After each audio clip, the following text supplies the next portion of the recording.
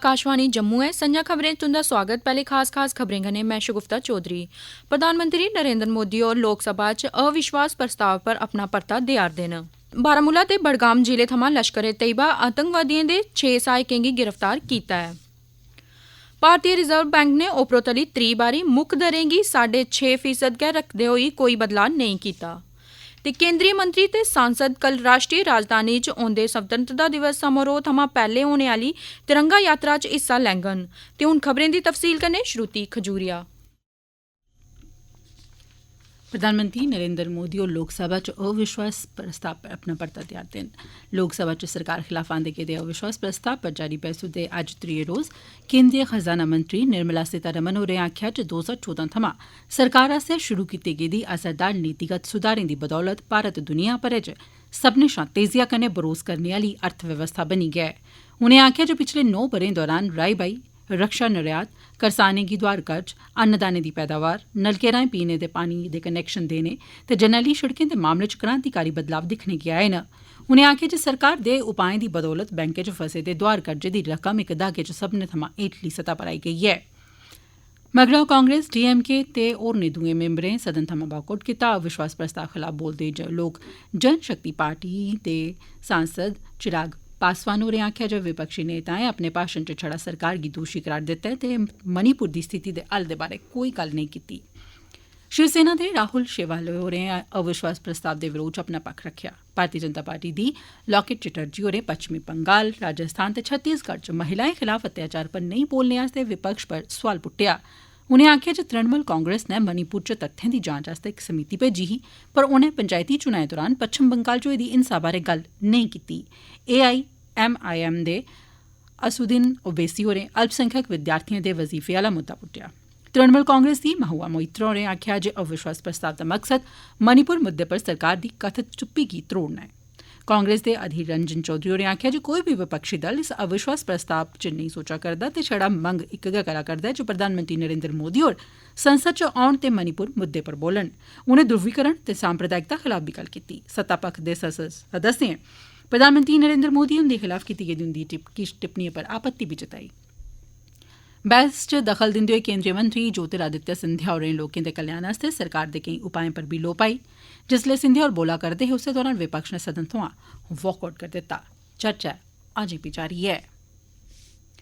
राज्यसभा दे अध्यक्ष जगदीप धनखड़ होरें अज्ज सर्वदलीय बैठक सद्दी ते उच्च सदन दे कम्मकाज गी सुचारू ढंगै कन्नै चलाने ते अग्गै बधाने लेई हीलें बारै गल्लबात कीती। सदन दे नेता ते बीजेपी मंत्री पीयूष गोयल, कांग्रेस दे जयराम रमेश ते प्रमोद तिवारी, BRS पार्टी थमां केशव राय, DMK दे तिरुचि शिवा, शिवसेना दी प्रियंका चतुर्वेदी, CPI दे विनोय विश्वम, AGP पार्टी दे वीरेंद्र प्रसाद ते TMC दे सुखेंद्र राय होरें इस बैठक च हिस्सा लैता। बारामूला ते बडगाम जिले थमां लश्कर ए तैयबा आतंकवादी दे 6 सहायकें गी गिरफ्तार कीता गेआ। अधिकारिक सूत्रें मूजब उड़ी इलाके थमां लश्कर ए तैयबा आतंकी दे 3 सहायकें गी गिरफ्तार कीता गेआ। इक सूह पर कार्रवाई करदे होई सुरक्षाबलें इक संदिग्ध व्यक्ति गी फगड़ेआ। ओह्दे थमां 2 ग्रेनेड बरामद होए। एह् बन्ने पारा थमां हथियारें दी तस्करी करने ते उनेंगी आतंकवादिएं तगर पजाने दा कम्म च आरोपी ऐ। इक होर घटना च सुरक्षाबलें बडगाम थमां लश्कर ए तैयबा दे आतंकी दे 3 सहायकें गी गिरफ्तार कीता ऐ। गिरफ्तारी खान साहिब इलाके थमां कीती गेई। उंदे कब्जे थमां आपत्तिजनक समेयान बी बरामद होआ ऐ। गिरफ्तार कीते गेदे लोकें थमां चीनी हत्थ गोले, 2 मैगजीनां ते 57 जिंदा रौंद बरामद कीते गे न। अनंतनाग जिले च होए दे ग्रेनेड हमले च 4 लोक घायल होए न। इंदे च 2 सुरक्षाकर्मी बी शामल न। अधिकारिक सूत्रें मूजब एह् धमाका अनंतनाग जिले दे कोकनर इलाके च घेराबंदी ते तपाशी अभियान दौरान होआ। घायलें गी अस्पताल च भर्थी करोआया गेआ जित्थै उंदी हालत स्थिर दस्सी जा'रदी ऐ। इलाके च तपाशी अभियान जारी ऐ। संसद आसेआ पास कीते गेदे फार्मेसी बिल 2023 गी अज्ज राज्यसभा नै मंजूरी देई दित्ती ऐ। इस बिल च फार्मेसी सरबंधी कानून 1948 च संशोधन कीता जाग। इस बिल च जम्मू कश्मीर फार्मेसी कानून 2021 तैह्त पंजीकृत या योग्य व्यक्तिएं कन्नै जुड़े दे इक प्रावधान बी ऐ। इस च आखेआ गेआ ऐ जे कोई बी व्यक्ति जिसदा नां जम्मू ते कश्मीर फार्मेसी अधिनियम दे तैह्त बनाए गेदे फार्मासिस्टें दे रजिस्टर च दर्ज ऐ या निर्धारित योग्यता रखदा ऐ तां उसी फार्मासिस्टें दे रजिस्टर च दर्ज मन्नेआ जाग। बिल पर गल्लबात करदे होई केंद्रीय मंत्री मनसुख मांडविया होरें आखेआ जे एह् बिल जम्मू कश्मीर दे नौजवानें दी भलाई लेई आनेआ गेआ ऐ ते इस बिल गी अज्ज राज्यसभा आसेआ पास करी दित्ता गेआ ऐ। रियासी जिला प्रशासन नै मेरी माटी मेरा देश मिट्टी को नमन वीरों को वंदन अभियान तैह्त कोड़ी थाहर दुनिया दे सब्भनें थमां उच्चे रेल पुल पर शहीदें गी श्रद्धांजलि भेंट कीती। इस कार्यक्रम च रेलवे दे अफसरें, सिविल प्रशासन ते मुकामी लोकें सने बक्ख बक्ख स्कूलें दे विद्यार्थिएं हिस्सा लेआ। उनें इस दौरान सगंध बी चुक्की ते शहीदें गी श्रद्धांजलि भेंट कीती। अभियान दे हिस्से दे तौर पर मुल्ख भरै च नेकां कार्यक्रम आयोजित कीते जाङन तां जे शहीदें गी श्रद्धांजलि भेंट कीती जाई सकै। उंदे चेते च मुल्ख भरै दी पंचायतें दे लक्खें बद्दे ग्राएं च तख्तियां लाइयां जाङन। इस मौके पर साढ़े जिला संवाददाता देवेंद्र ठाकुर कन्नै गल्लबात करदे होई कार्यक्रम च बतौर मुक्ख परौहनियां शिरकत करने आलियां रियासी दियां डिप्टी कमिशनर बबीला रकवाल होरें आखेआ। और सबसे इम्पोर्टेंट है हमारा जो आइकॉनिक ब्रिज, जिसको वर्ल्ड्स हाईएस्ट रेलवे ब्रिज कहते हैं, जिसको कोड़ी ब्रिज कहते हैं, वहाँ पर भी हमने ये प्रोग्राम रखा है ताकि यहाँ के जितने भी लोग हैं उसमें शामिल हो पाएं, जो वीरों को नमन कर रहे हैं, वीरों को वंदन कर रहे हैं, माटी को नमन कर रहे हैं। जो ये हमारा प्रोग्राम है इसी के तहत हमने यहाँ पर कोड़ी ब्रिज में रखा है। और हमारे जो ब्रिज के जितने भी यहाँ पर जो इंजीनियर्स हैं उन्होंने बढ़ चढ़ के इसमें पार्टिसिपेट करके हमारे साथ सहयोग दे के, कोऑपरेट करके, हमें सपोर्ट करके इस प्रोग्राम को कंडक्ट करवाया है। ये खबरां तुस आकाशवाणी जम्मू परा सुना'रदे ओ। तुन बाकी दियां खबरें कन्नै शगुफ्ता चौधरी। भारतीय रिजर्व बैंक ने ओपरोतली त्री बारी मुक्ख दरें च कोई बदलाव नेईं कीता है। द'ऊं म्हीने परैंत होने आह्ली अपनी मौद्रिक नीति दी घोषणा करदे होई आरबीआई दे गवर्नर शक्तिकांत दास होरें आखेआ जे मौद्रिक नीति समिति ने आम सहमति कन्नै रेपो दर 6.5% जेह्ड़ी पैह्ले थमां ऐ रखने दा फैसला लैता है। रेपो रेट ओह् दर ऐ जेह्दे पर आरबीआई कारोबारी बैंक गी पैहा दोआर दिंदा है। दास होरें आखेआ जे स्थाई जमा सुविधा एचडीएफ पर सूद दी दर थमां 6% ते मार्जिनल स्टैंडिंग सुविधा एमएसएफ पर सूद ते बैंक रेट पर ब्याज दी दर 6.75% गै रखी गेई है। आरबीआई ने उपभोक्ता मूल्य मुद्रास्फीति एसपीओ दा तरमीमी लक्ष्य 5.4% रखेआ है।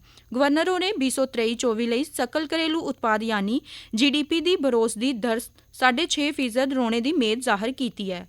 बैंक दा आखना है जे ओह् दोआर लैने आह्लें गी फ्लोटिंग रेट दे फिक्स दर च बदलाव करने दा विकल्प देने दी भी योजना तैयार करा दा है, जेह्दे नै आवास, वाहन ते होर दुए दोआर कर्जे लैने दी राहत थ्होग। औंदे स्वतंत्रता दिवस थमां पैह्ले केंद्रीय मंत्री ते सांसद इक राष्ट्री राजधानी च तिरंगा यात्रा च हिस्सा लैङन। नमीं दिल्ली च मीडिया कर्मियें कन्नै गल्ल करदे होई केंद्री संस्कृति मंत्री जी किशन रेड्डी होरें आखेआ जे एह् यात्रा प्रगति मैदान थमां शुरू होग ते कर्तव्य पथ तगर जाग। उनें आखेआ जे प्रधानमंत्री नरेंद्र मोदी होरें लोकें गी अपील कीती है जे ओह् 13, 14 ते 15 अगस्त गी अपने घरें पर तिरंगे झंडे लान। देशा दे 100 स्मार्ट सिटी च चला'रदी विकास परियोजनाएं च 74% कम्म सबूरा होई गेदा ऐ ते बाकी दा रौंह्दा कम्म अगले ब'रे जून तोड़ी सबूरा होई जाने दी मेद ऐ। लोकसभा दे इक लिखित परते च आवास ते शैह्री मामले सरबंधी केंद्री राज्य मंत्री कौशल किशोर होरें आखेआ जे 7,978 परियोजनाएं चा 5,909 परियोजनाएं दा 74% कम्म पूरा होई गेदा ऐ। 100 स्मार्ट सिटी आस्तै 73,454 करोड़ रपे जारी कीते गे न, जिंदे चा करीबन 66 करोड़ रपे दा इस्तेमाल करी लैता गेआ ऐ, जेह्ड़ा जारी कीती दी रकम दा तकरीबन 90% ऐ। उनें आखेआ जे स्मार्ट सिटी मिशन गी लागू करने दी अवधि गी जून 2024 तोड़ी बधाया गेआ ऐ जे सभनें स्मार्ट सिटियें गी तय समें दे अंदर अपनी परियोजनाएं गी पूरा करने दी मेद ऐ। देशै च तकरीबन 55 लक्ख शनाख्त कीते गेदे रेहड़ी फेड़ी लाने आह्लें गी प्रधानमंत्री सवदी योजना तैह्त निजी खेतर च बैंक आसेआ 1 लक्ख शा मते लोन दित्ते गे न।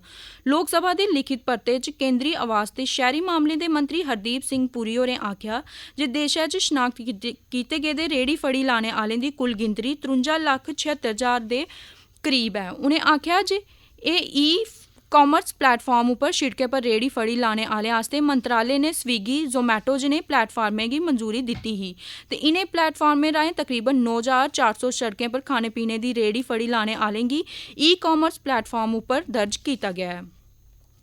सरकार ने आखेआ है जे जल जीवन मिशन तैह्त 12 करोड़ 75 लक्ख ग्रामीण घरें गी नलके राहें पानी दी सप्लाई थ्होई ऐ। लोकसभा च इक लिखित परते च जल शक्ति मंत्रालय दे केंद्रीय मंत्री प्रहलाद जोशी पटेल होरें आखेआ जे 2019 च इस योजना दी जिसलै घोशणा कीती गेई ही उसलै छड़े 3 करोड़ 23 लक्ष ग्रामीण परिवारें च नलके दे कनैक्शन हे। उनें आखेआ जे अजें तोड़ी तकरीबन 70% ग्रामीण घरें च जल जीवन मिशन दे तैह्त नलकें दे पानी दा कनैक्शन ऐ।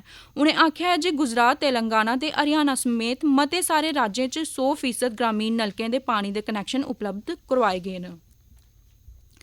शिड़क यातायात ते जरनैली शिड़कें सरबंधी केंद्रीय मंत्री नितिन गडकरी होरें जानकारी दित्ती है जे टोल प्लाजा पर रुकने आह्ली गड्डियें गी टोल प्लाजा कुट्टने लेई सामान्य समें 434 सैकड़े थमां घटाइयै 47 सैकड़े करी दित्ता है। इक लिखित परते च उ'नें गलाया जे एह् जानकारी राष्ट्रीय जरनैली शिड़कें सरबंधी भारती प्राधिकरण आसेआ कीते गेदे इक अध्ययन मगरा सामने आई। हालांकि उ'नें एह् गलाया जे तयशुदा समें थमां बद्ध समां लग्गने मगरा फीस च छुट दा कोई भी प्रावधान नेईं ऐ। अज्ज विश्व च बब्बर शेर ध्याड़ा मनाया जा'रदा ऐ। प्रधानमंत्री नरेंद्र मोदी होरें इनें राजसी प्राणियें गी सम्मानित करने दे महत्व उप्पर जोर दिंदे होई विश्व बब्बर शेर दिवस दी सराहना कीती। इस गल्ला गी बी उ'नें उजागर कीता जे देशै च बब्बर शेरें दी आबादी च बाद्धा होआ'रदा ऐ। प्रधानमंत्री होरें शेरें दे आवासें दी रक्षा लेई समर्पित जतनें दी सराहना कीती ते औने आह्ली पीढ़ियें लेई उंदे फलदे फुलदे अस्तित्व गी सुरक्षित रक्खने लेई आह्वान बी कीता। अखीरे च खास खबरां इक बारी परतियै। प्रधानमंत्री नरेंद्र मोदी होर लोकसभा च अविश्वास प्रस्ताव पर अपना परता देआ'रदे न। बारामूला ते बडगाम जिले थमां लश्कर ए तैयबा आतंकवादियें दे 6 सहायकें गी गिरफ्तार कीता है। भारतीय रिजर्व बैंक ने ओपरोतली त्री बारी मुक्ख दरें गी 6.5% गै रखदे होई कोई बदलाव नेईं कीता। ते केंद्रीय मंत्री ते सांसद कल राष्ट्रीय राजधानी च औंदे स्वतंत्रता दिवस समारोह थमां पैह्ले होने आह्ली तिरंगा यात्रा च हिस्सा लैङन। ते एह्दे कन्नै गै खबरें दा एह् बुलेटिन समाप्त होआ।